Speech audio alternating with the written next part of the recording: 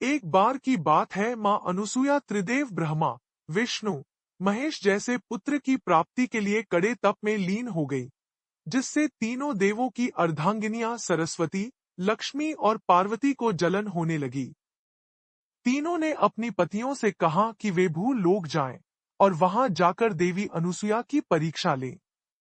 ब्रह्मा, विष्णु और महेश सन्यासियों के वेश में अपनी जीवन संगिनियों के कहने पर देवी अनुसुया की तप की परीक्षा लेने के लिए पृथ्वी लोक चले गए।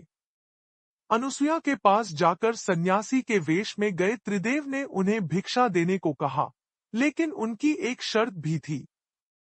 अनुसुया के पतित्व की परीक्षा लेने के लिए त्रिदेव ने उनसे कहा कि वह भिक्षा मांगने आए हैं, लेकिन उन्हें भिक्षा उनके सामान्य रूप में नहीं, बल्कि अनुसुया की नग्न अवस्था में चाहिए।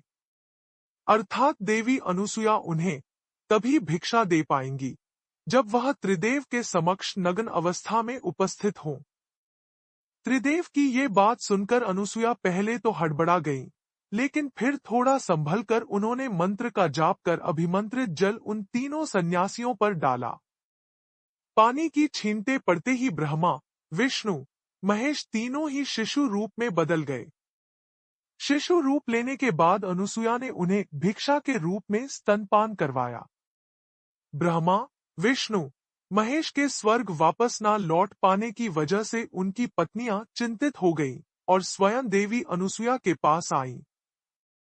सरस्वती, लक्ष्मी, पार्वती ने उनसे आग्रह किया कि वे उन्हें उनके पति सौंप दें। अनुसुया और उनके पति ने तीनों देवियों की बात मान ली, किंतु अनुसुया ने कहा कि त्रिदेवों ने मेरा स्तनपान किया है, इसलिए किसी न किसी रूप में इन्हें मेरे पास रहना होगा। अनुसुया की बात मानकर त्रिदेवों ने उनके गर्भ में दत्तात्रेय, दुर्वासा और चंद्रमा रूपी अपने अवतारों को स्थापित कर दिया, जिनमें दत्तात्रेय तीनों देवों के अवतार थे। दत्तात्रेय का शरीर तो एक था, लेकिन उनके 3 सिर और 6 भुजाएं थीं। विशेष रूप से दत्तात्रेय को विष्णु का अवतार माना जाता है। एक दत्तात्रेय की 6 भुजाएं और 3 शीश इसलिए हैं, जिसकी कथा इस प्रकार है।